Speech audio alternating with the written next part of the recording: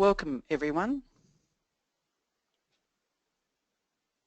It's Darlene McLennan here, and on behalf of the Australian Tertiary Education Network on Disability, the National Centre for Student Equity in Higher Education and the Australian Disability Clearinghouse on Education and Training, I would like to welcome you to this webinar. It's exciting to see that we had 87 people register to attend this webinar today. The webinar is titled Access and Barriers to Online Education for People with Disabilities. Before I hand over to the National Centre to welcome you and to our speaker, I just want to provide a few housekeeping items for those who haven't joined us before. The webinar is being live captioned by Bradley Reporting, and it will also be recorded. The recording will be placed on AdSet in the coming week. You will notice that you have been muted. This is to ensure that there is little background noise throughout the webinar. Our presenter Mike will speak for 40 to 45 minutes. Throughout the presentation, feel free to enter your questions in the question pod, and I will ask Mike at the end of the session those questions. For screen reader users, please email your questions to adset.admin@utas, which is utas.edu.au. Also, if you are having any technical difficulties during the webinar, you can email adset.admin@utas.edu and hopefully the capable Jane can sort you out. All right, now I'd just like to introduce and hand over to Ian Cunningham, who is a research assistant at the National Centre, to introduce our speaker today. Hello everyone, my name's Ian Cunningham. I'm at the National Centre for Student Equity in Higher Education, and Sue Trinidad, the director of our centre, sends her apologies for not being able to be here today to introduce the webinar. As a part of its national mandate to highlight and address issues pertaining to student equity in Australia, the National Centre for Student Equity in Higher Education has undertaken a number of reviews of recent findings from research funded by the Student Equity in Higher Education Research Grants Program. One of these reviews focuses on presenting the key findings, recommendations and future directions for further research for the equity group of students with disability. As identified by many researchers working in this field, there is a lack of comprehensive information as to the participation and performance of this student group, the various pedagogical issues impacting their performance, impacting their engagement with higher education, and the best approach to developing services to support students with disability. This webinar on Dr. Mike Kent's study, one of the research reports included in our review, is one we are pleased to have funded, especially as it provides crucial information detailing the experience of students with disability in the area of online learning. Dr. Mike Kent is the head of department and a senior lecturer in the Department of Internet Studies at Curtin University. Dr. Kent's main research interests focus on the two main areas of tertiary and online education, as well as people with disability and their access to communications technology. And now I'll hand over to Dr. Mike Kent. Thank you very much, Ian, and thank you to everyone who's here at the webinar. It's really nice to be able to share the research results, I suppose, with as wide an audience, and I really appreciate the opportunity. I've written in big letters on a post-it note on my screen, "Don't speak fast." I do appreciate this is being captioned, and I apologise if I have a tendency to speak quickly, especially when I'm excited about stuff. So today I'm presenting about the study I did funded by the National Centre for Student Equity in Higher Education. I'll talk through the slides for people who might be having trouble either with technology or having trouble accessing them directly on the screen. So I've just got my opening slide here, which has the title of the presentation and my name.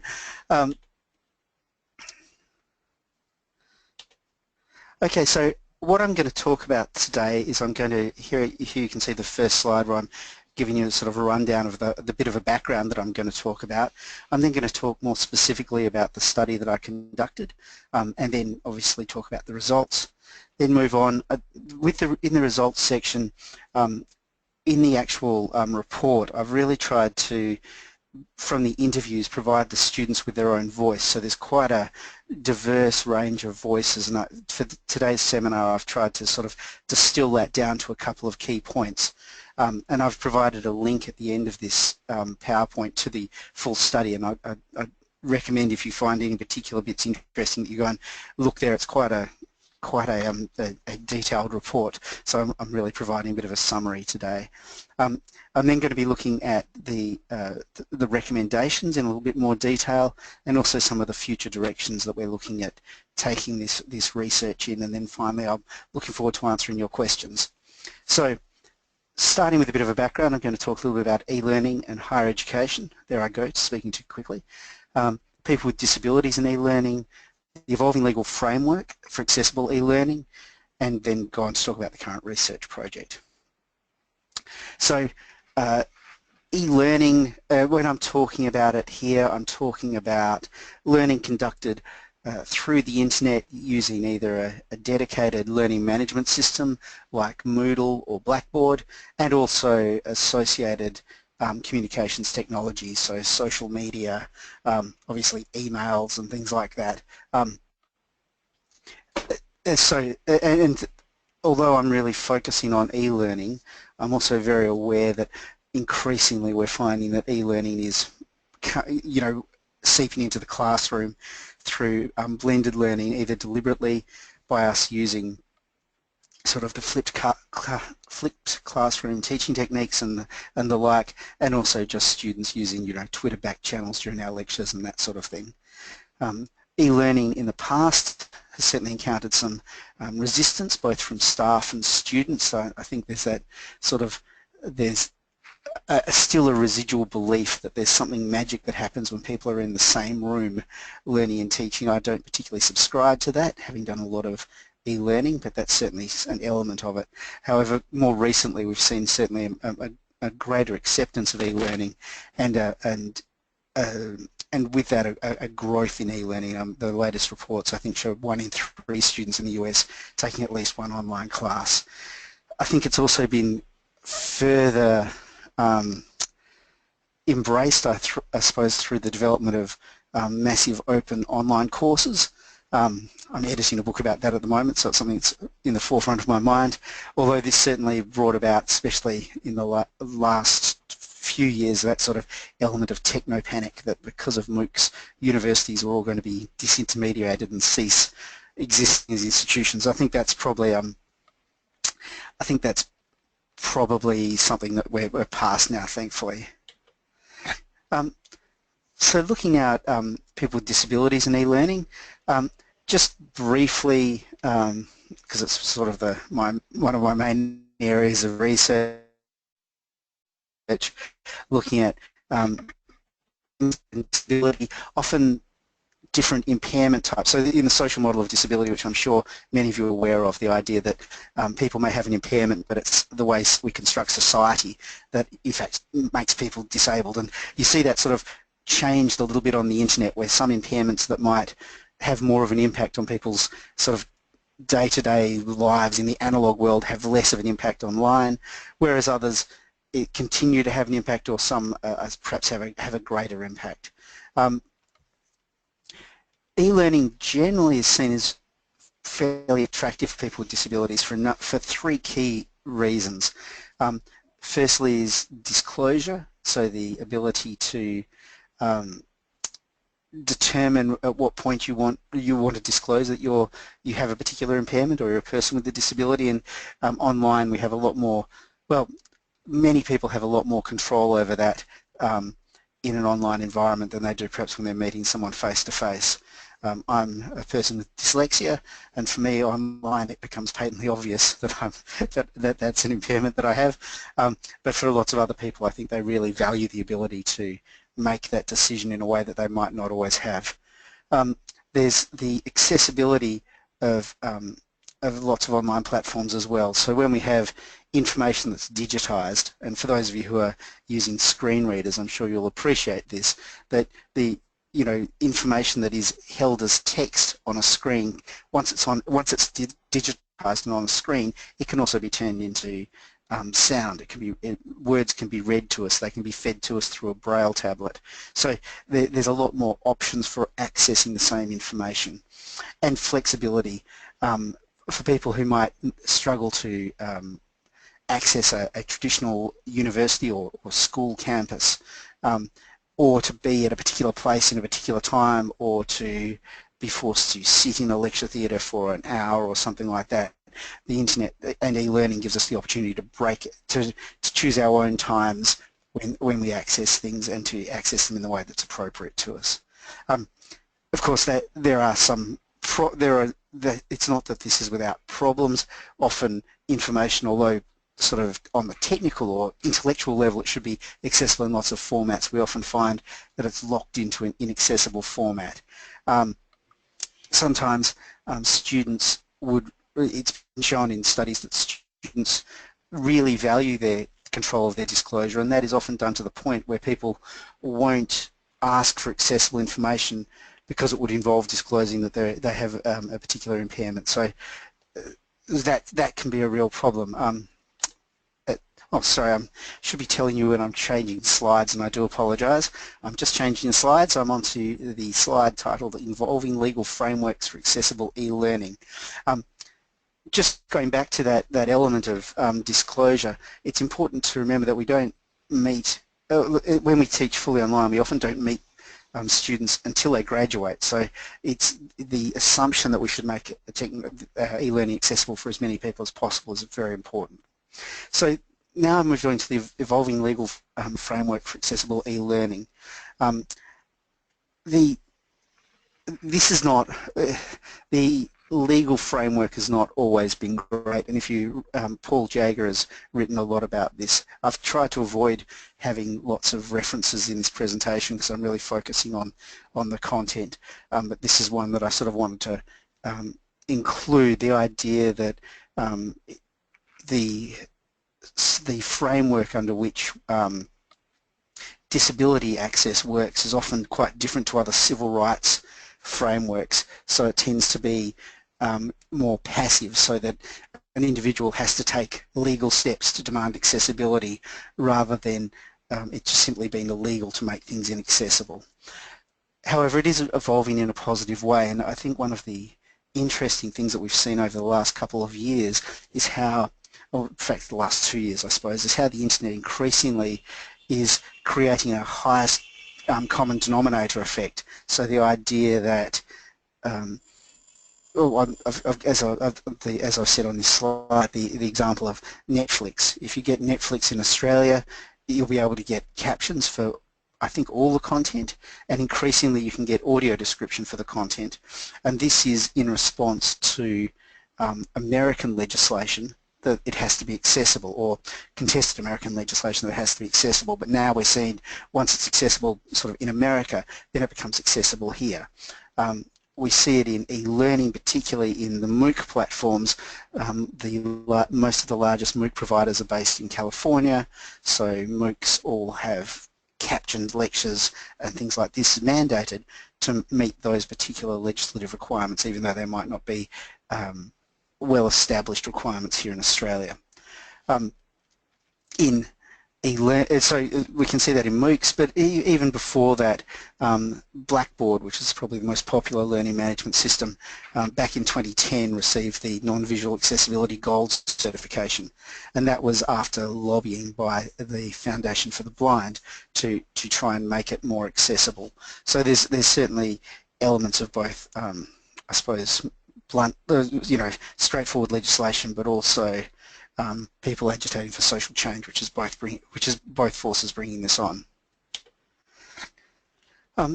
Okay, so the current research project, which I'm looking at, involved looking at students with disabilities, specifically in e-learning. There's my little line about not letting people till they graduate, and sorry, I forgot to tell you again, I've moved slides, but looking at the current research project slide. So this was done by exploring access to e-learning through Open University Australia.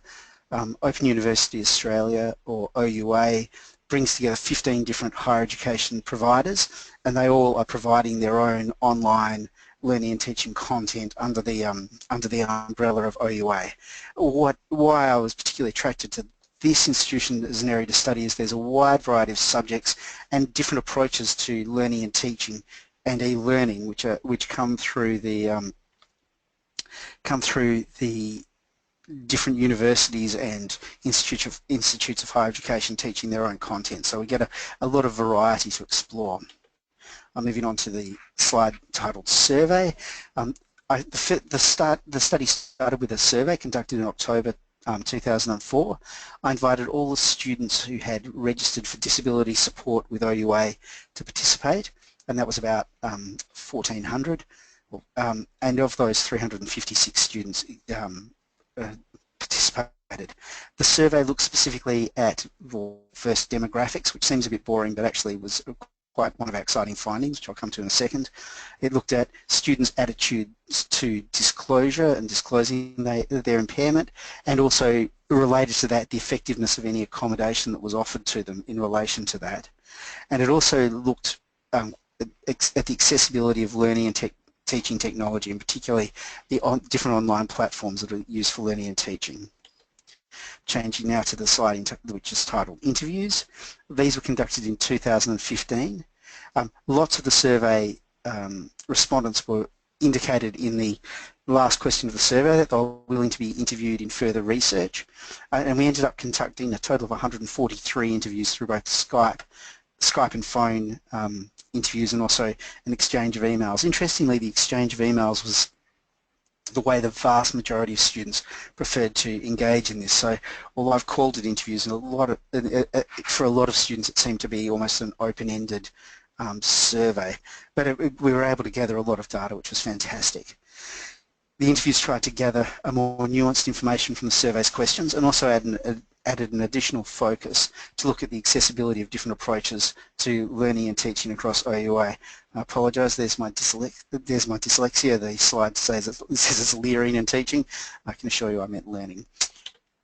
Okay, so I've changed slides again now to what did we find. I'm going to go through the total survey results. Some of them I'll go through quickly because they're less interesting. The survey also looked at specific impairment types. So we looked at hearing impairment, vision impairment, mental illness, learning disability, medical impairment, intellectual disability, mobility impairment, and acquired brain injury. And those were the categories that students were able to indicate that they had a disability when they enrolled through OUA. So that I sort of replicated that form in the study. Not super happy with some of the language around some of those impairment types. So moving on to the survey results now, that's a new slide. Looking at the demographics, the respondents were slightly older than the whole group that I'd invited, so the average age of 42 rather than 36 years. OUA tends to appeal generally to a more mature age student sort of demographic. The gender balance was very similar, with about 30% male and 70% female, which again matched the sample. When I looked at previous education, nothing particularly exciting to benchmark this against, but most of the students, or just over half, had some college or university but no degree. So I've moved on to the previous education slide. I'm now moving on to the disability or impairment type. Now this is where we found some really interesting stuff. So if you look at that chart there, it shows all the different impairment types, and the most common type of impairment is mental illness at 44.9%, followed by a medical impairment at 39.2%. These are very different.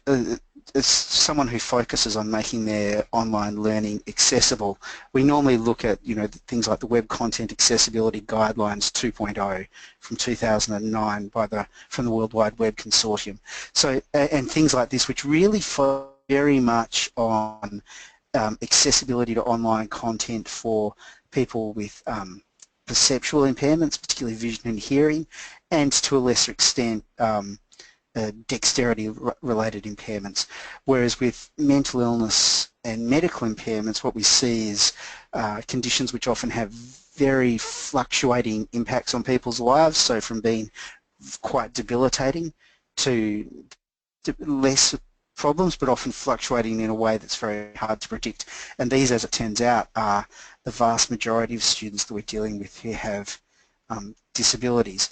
Now this is particularly pertinent because I'll just show you the next slide, which shows the OUA stats on impairment types, where all the impairments that have something to do with your head, pretty much, apart from learning disability, are bundled up under other. So that includes mental illness, acquired brain impairment, and intellectual disability. And that comes in as just over 54%, but you can imagine as an educator, you don't particularly get a great feeling for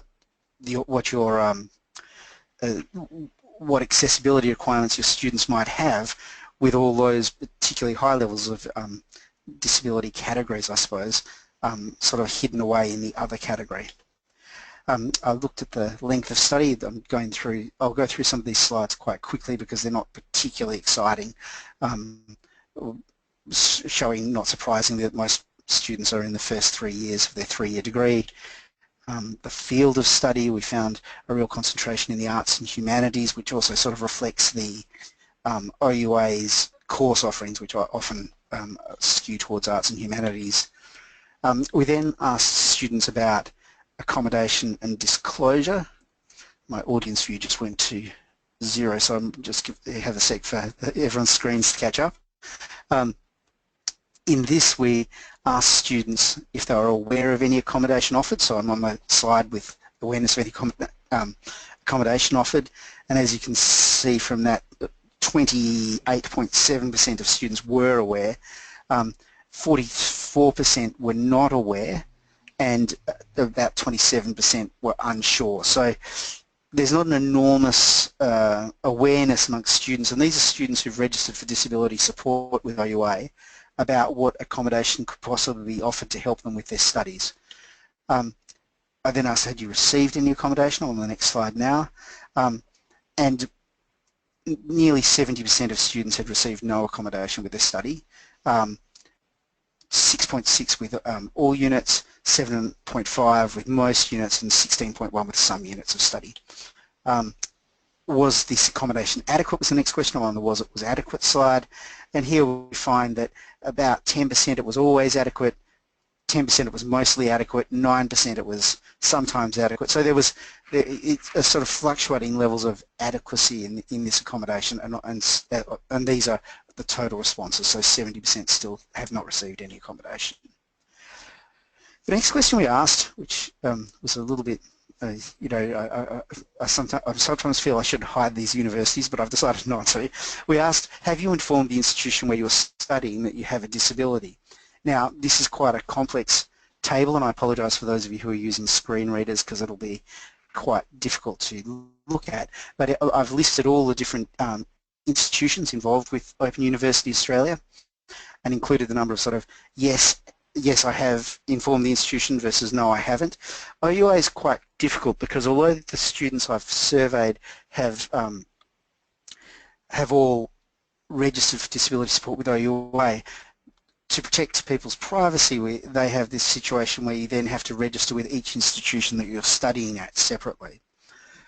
What this table shows is that generally the larger the number of students studying at an institution who have a disability tends to trend to a larger percentage of them disclosing that they have a disability. Now, I'm not sure if this is causal, so more students equal people being happier to disclose, or if it's the case that people tend to cluster at universities where the disclosure process is easy. Overall, about 60% of students disclosed at any given institution that they had a particular impairment or disability. We asked why they disclosed or didn't disclose. Just over half said they didn't think it would help. 13% know they could, 14% said they did not know how, 26.5% said they did not need any accommodation, 9% did not want any accommodation, and 17.6% didn't want to disclose that they had a disability. So going back to that theme about disclosure. Then looked at access to technology and learning platforms.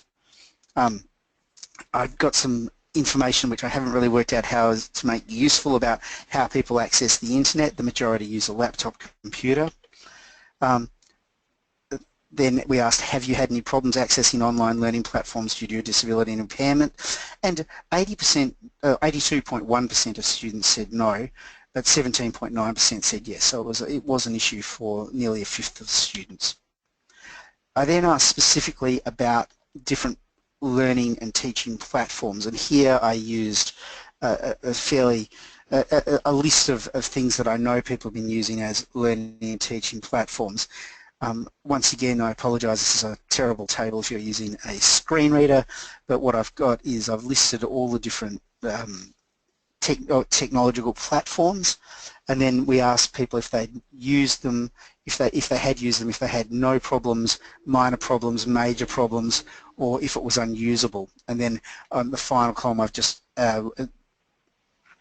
calculated whether there were problems or not. Disturbingly, you can see from this table that the things that the students have the most problems with, unfortunately, are the platforms that are run by the universities. So Blackboard and Moodle, the learning management systems, university websites which were hard to access, and also Lectopia and Echo 360, which are the two lecture recording systems, were the most problematic of the things, which is, you know, as someone who cares about accessible higher education, it was disappointing to see that the universities were hosting the least accessible sites, whereas things like Facebook, Twitter, SlideShare, YouTube all tended to be more accessible for students. I also asked if students would recommend Open University as a place to study for people with disabilities, and of those, only 3% of students said no, 76% said yes, and 21% said maybe they weren't sure. We then asked if they'd be willing to participate in further studies, and as I said, a large number said yes, so 63.4%. So that was sort of a broad brush of the survey responses. I'm going to talk brief, as I said, I'll sort of try and summarise the interviews. I'm aware of the time and I don't want to, I'm quite keen to be able to answer any questions we have at the end. We've got the slide here titled interviews, and it has another table. This looks at the number of survey responses from each of the different impairment types and the interview responses. So you can see that we got the most for mental illness, followed by surveys, whereas medical impairments we actually had more interview respondees with 64 of the 130. Particularly notable in the table is for vision impairment, we had 16 interview responses from only 24 survey responses. So people were very keen to provide interviews following on from the surveys. And as you can see, also the survey responses and the interviews both drop off markedly. So we've got quite notable numbers for mental illness, medical impairment, and mobility impairment, but then they tend to drop off once we get to hearing impairment, learning disability, vision impairment, acquired brain injury, and intellectual disability, where we ended up only having 3 interview responses. The interviews asked a number of different categories of questions. So in accessibility, we asked, how does your disability impact on your daily life? I'm going through the slide interview responses, accessibility. We also asked, how does your disability impact on your study? In terms of online learning and teaching, what works well and what doesn't? And in terms of teaching instruction methods, what works well and what doesn't? We also asked about disclosure of disability. We asked students about future directions. How have your learning experiences changed your future study plans? What are your biggest challenges? What would you change to make study easier? And what other recommendations would you make? Apologise to the person who is transcribing this. I'm starting to speak quickly again. I'll slow down. So I'll just go through the different impairment types and give you some of the highlights. As I said, we really included in the report significant sort of quotes from the students to let them tell the story in their own voice, which doesn't lend itself very well to this sort of relatively short presentation, but I'll just go through and give you some highlights. So if you look, so the first slide here is mental illness.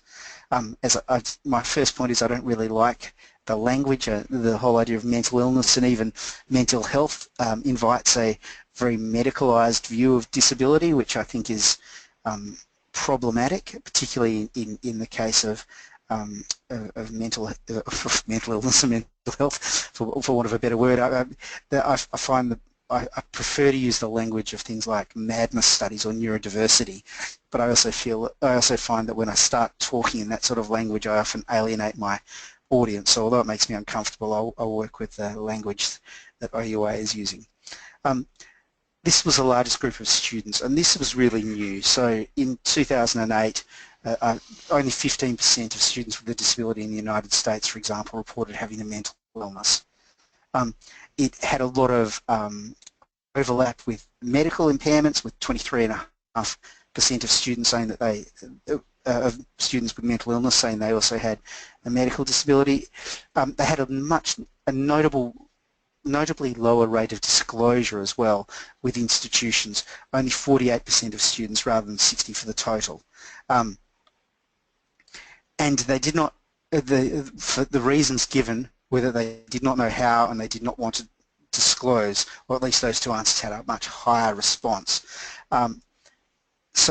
There's obviously, not obviously, but there's well-documented issues around stigma and mental illness, and I think that explains some of that.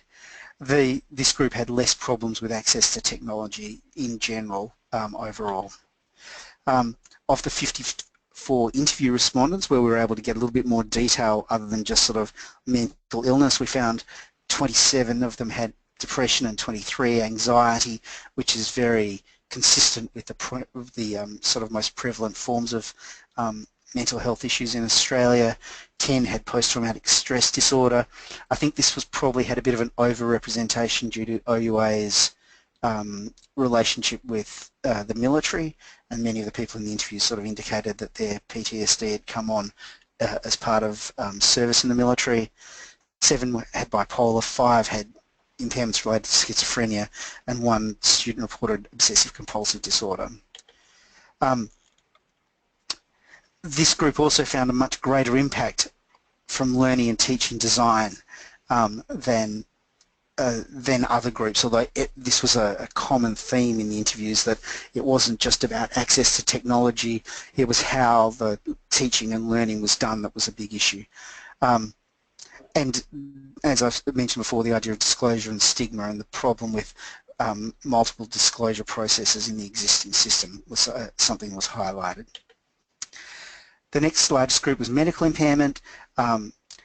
This was a very complex range of specific impairments and conditions that varied from day to day, including multiple sclerosis, fibromyalgia, Crohn's disease, chronic pain, chronic fatigue, but in the report I've had to list each respondent separately because they all have individual sort of language, individual ways of describing their particular impairment. This group was more likely to have received accommodation, and I suppose parallel to that were much more likely to disclose that they had a disability, with 77% doing so. With access to the particular technology, there was a bit of a mixed bag, with some platforms being easier and some being harder. This group was very keen to talk about their experience of e-learning, and that variations in the impact of their disability was a very important and common theme, as was a lack of understanding of their condition when they were trying to deal with institutions. The mobility impairment, which is the next group, had a very strong overlap with medical impairment, with more than 3/4 of the people indicating that both conditions from mobility impairment. Again, a high rate of disclosure, and again a mixed response to access to technology. Again, there was a wide range of specific impairments, and results of this study were broadly in line with previous research on these sort of impairment types. And again, this group highlighted the importance of learning and teaching design. The next group was hearing impairment. There has been significant research conducted on accessibility for people with hearing impairments in e-learning. this group was more aware of accommodation often, or more likely to make use of it. There was nothing exciting about the rate of disclosure. I have a bullet point there saying that I'm not quite sure why. There were generally less problems with learning technology, although perhaps predictably the recorded lectures presented more of a problem. And they also were less likely to recommend OUA as a place to study for people with disabilities, which was an interesting result for this group. Learning disability, this group seems largely underrepresented in this study based on previous research that shows a much higher prevalence of learning disabilities, although I think some of that might be related to the language that we use around learning disability to explain different specific impairments. Had a higher rate of disclosure at 68%. They were more likely to have problems accessing learning technology, and almost all the respondents in the interviews indicated dyslexia as their specific impairment. Vision impairment, again more likely to seek accommodation, but conversely less likely to disclose the impairment to any given institution. There was not a noticeable level of extra difficulty accessing learning and teaching platforms, and there was a very high rate of participation in interviews, as I said before. 2 in 3 of the survey respondents went on to be interviewed. Then we look at acquired brain impairment. The numbers now were starting to get quite low. We had only 15 survey responses and 5 interviews. The people in this category were mainly stroke survivors. Someone had been in a car accident as well. A very high overlap with medical and mobility impairments, and a notably high use of tablets to access the internet, which was an unexpected result. And then finally, intellectual disability, a very small sample, 6 survey and 3 interviews. Everyone interviewed was on the autism spectrum. There was an extremely high rate of disclosure. I think it was 100% in just about every case, and issues around communication and interaction very significant, particularly in a group, particularly significant for this group in a learning and teaching environment.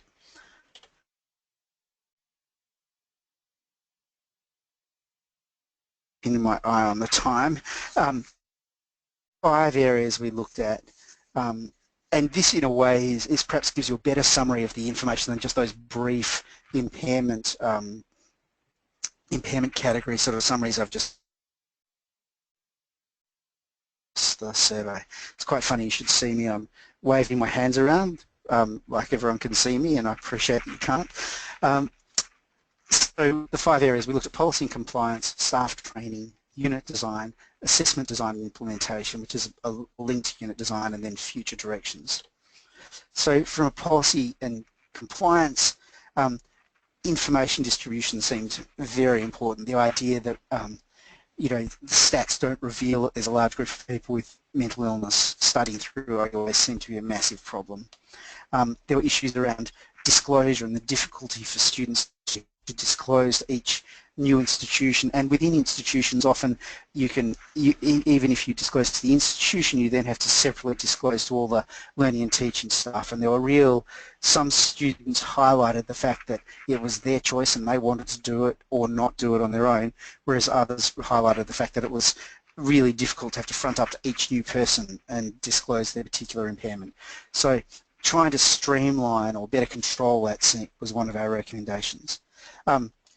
The study period organisation and implementation was another area that we focused on, and this was really around particularly people whose impairment might fluctuate in the level that it impacts on their life, particularly the medical impairments and mental illness.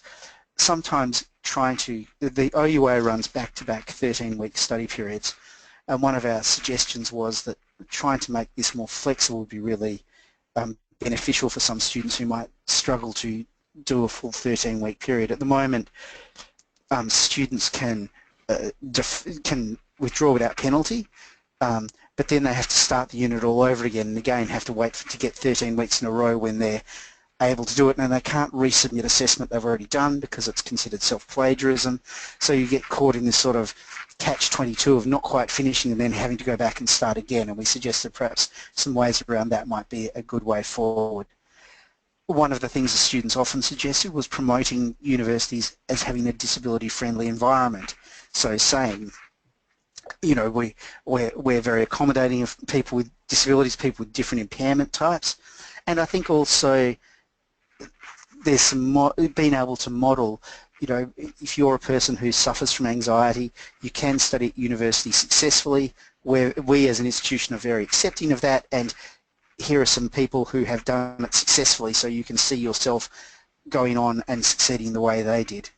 And the other area that they asked for was an online forum for students with disabilities studying through OUA. That last one seems pretty easy to set up.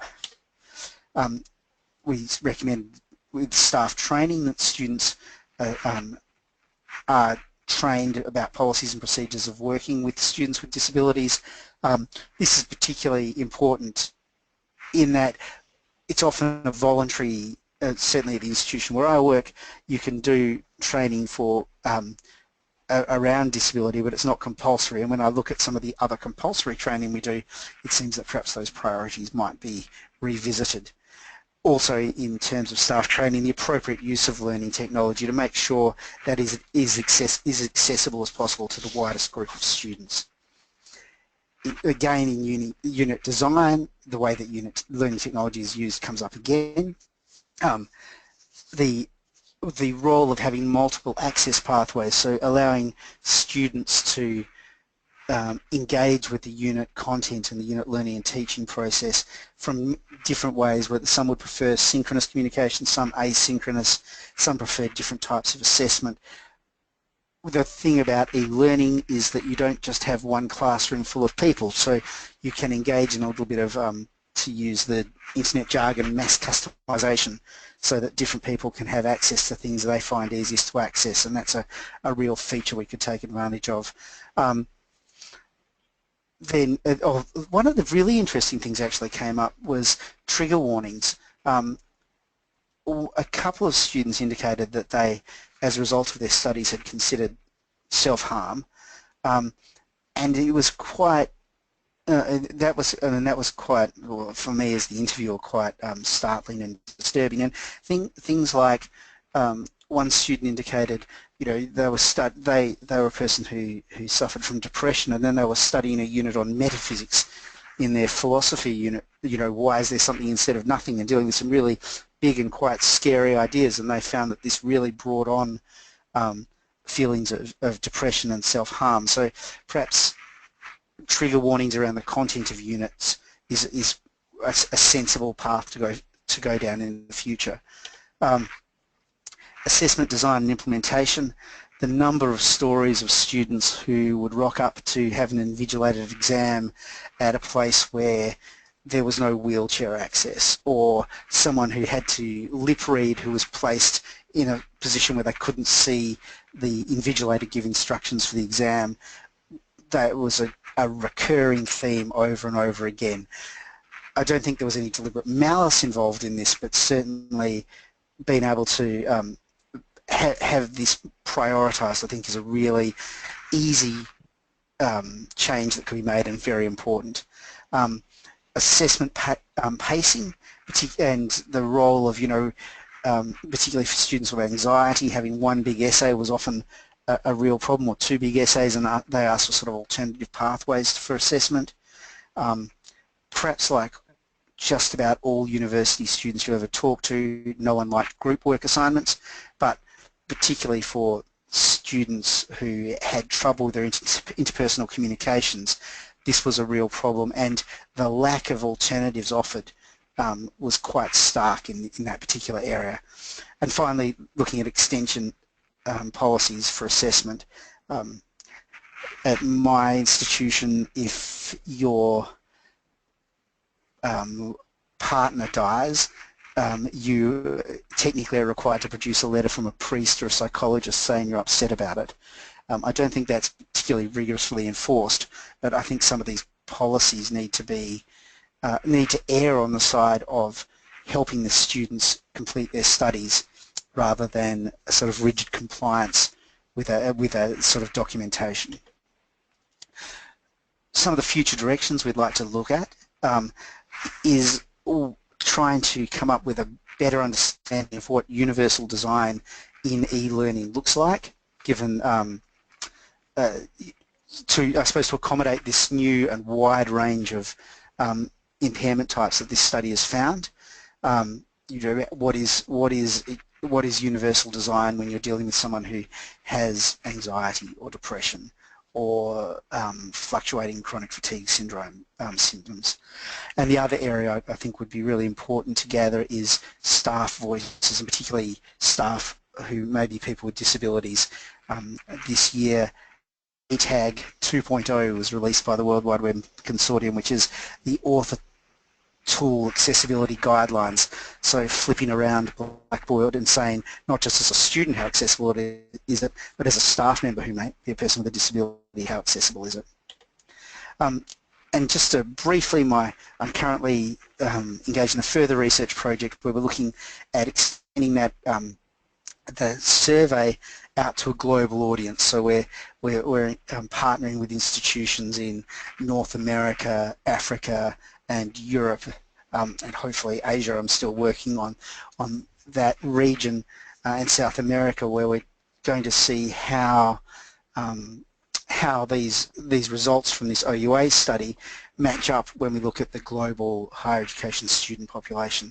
It's certainly, I've already started this at Curtin University, and we can see very analogous results, so very similar results from students who are studying either on campus or through blended learning or remotely. So that's certainly an area that's interesting. It'll be interesting to see when those results come in, hopefully next year. This is one of my last slides. It's just further reading and resources about this presentation, and that's just some of the sources of some of the places where this research has been written up in more detail, and also other research which I've done which has informed, I suppose, this research, and you can see some of my research there with Katie Ellis. So that's my formal presentation. I'd be very interested to hear any questions or comments that people might have. Fantastic. Thank you, Mike. For people who may have some questions, we've got a couple, but please feel free to write some more in the question pod. One of the things that you spoke about, Mike, was around the data that's collected by Open University. That data set for the students identifying is actually the higher education student data collection. And just as an aside note, Attend has actually spoken to the Department of Education about looking into those categories so that they may be expanded to include mental health and autism and so forth. So we'll keep you posted on that. So, oh, that would be great. Yeah, so just a couple of the questions. Recommendations for academics reformat and layout on online content. Yeah, is there anything that's out there for people, especially for academics, for screen reader users that can assist?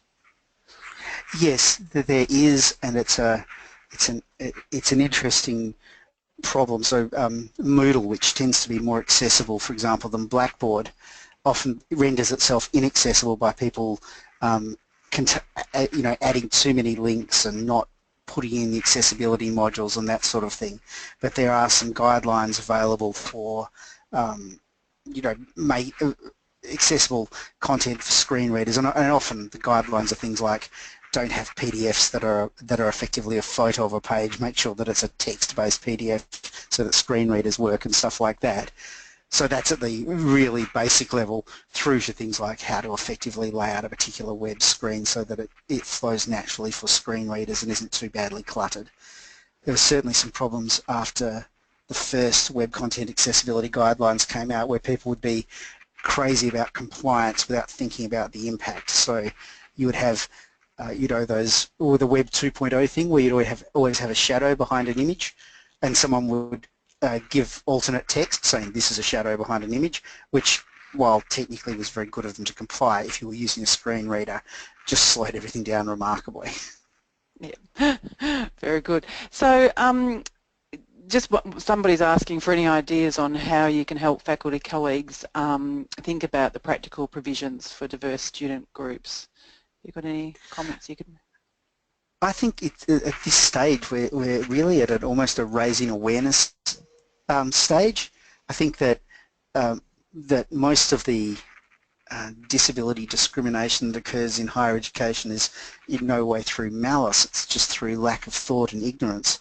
So making staff, and that I suppose gets back to that recommendation about training, making staff aware that there is a large student population who are people with disabilities, and that's something that should always be a consideration in pedagogical design, as well as thinking about the technology we use and things like that.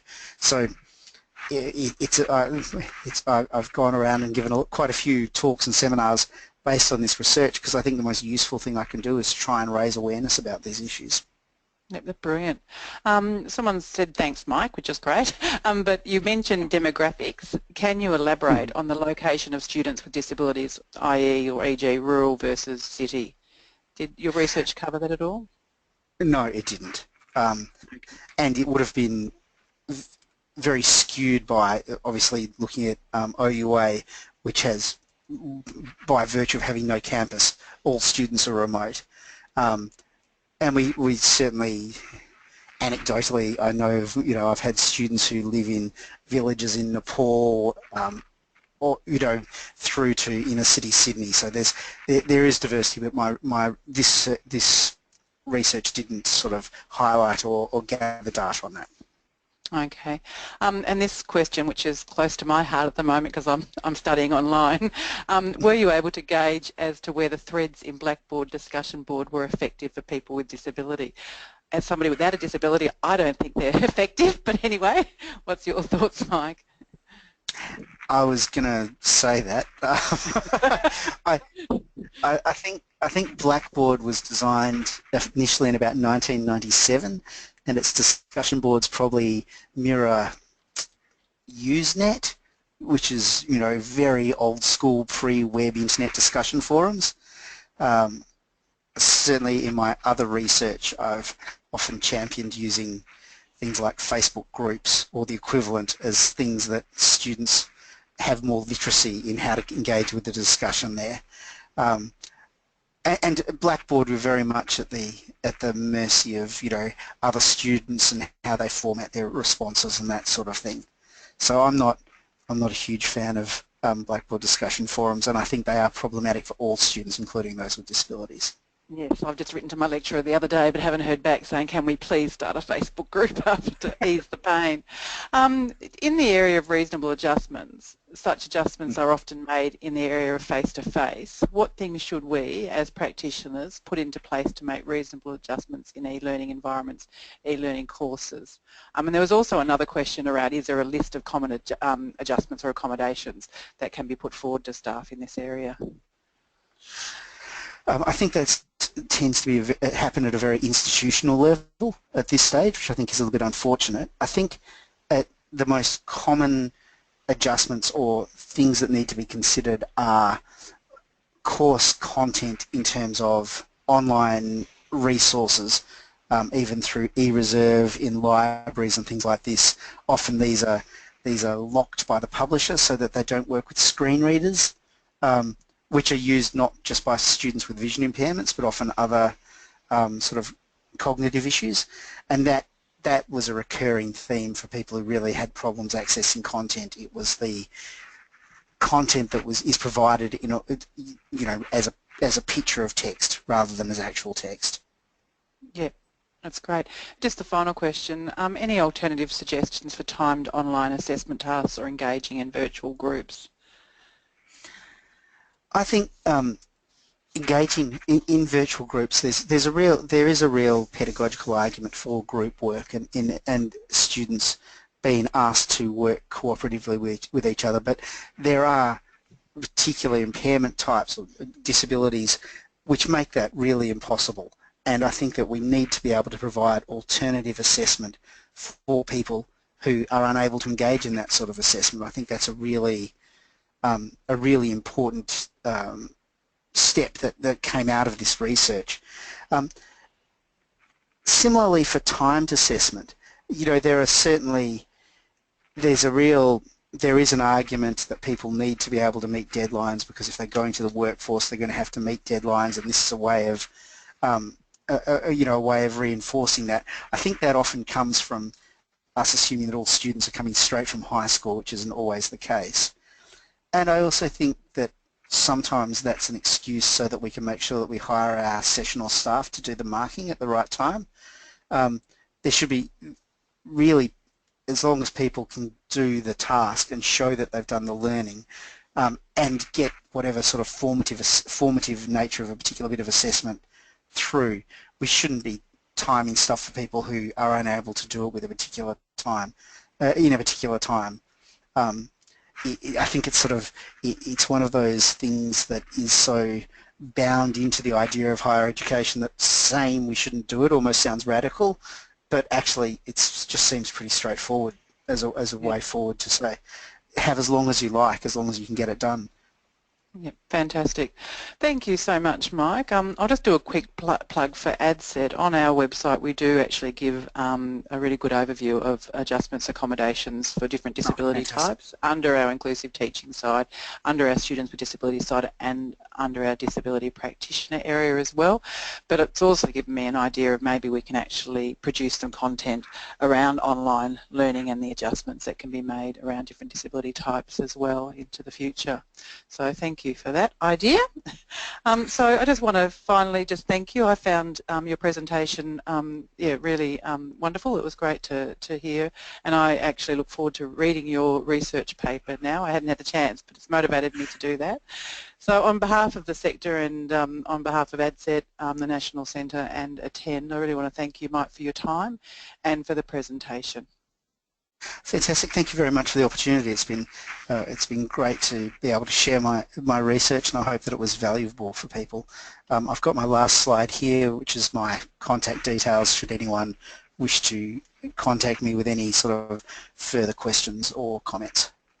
Fantastic, and thank you everybody for joining us, and I look forward to seeing you at our next webinar, which is on a curtain project, which is around autism, the autism mentoring project. So we will have information up online hopefully by the end of the week. Thank you everybody. Cheers. Thanks very much. Bye-bye.